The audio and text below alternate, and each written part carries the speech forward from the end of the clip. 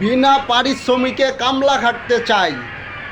আমরা বিনা পারিশ্রমিকে কামলা খাটতে চাই। যদি ওই ভারতের সীমান্তের প্রত্যেকটি বাঁধের বিপরীতে বাঁধ তৈরি হয়, আমাদের কোনো পারিশ্রমিক দিতে হবে না। আমরা ছাত্র জনতা, আমরা বাংলাদেশিরা জানি কিভাবে প্রতিরোধ গড়ে তুলতে হয়।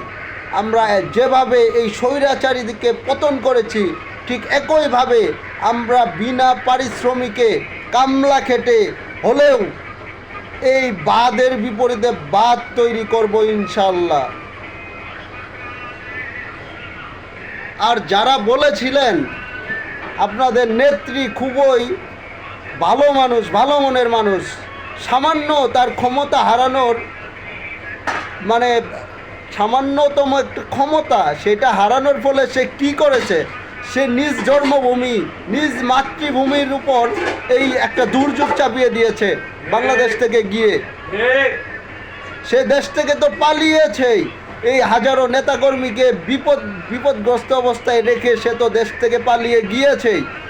তাতেও আমরা মেনে নিয়েছিলাম, কিন্তু তিনি কি করলেন আমাদের দেশে? সেই দেশ থেকে গিয়ে বাংলাদেশের বিরুদ্ধে একটি ষড়যন্ত্র পাকিয়ে সে আমাদের এই বাংলাদেশের মাটির সাধারণ মানুষ, কৃষকদের উপর সে একটা দুর্যোগ চাপিয়ে দিলেন। এ কেমন প্রধানমন্ত্রী?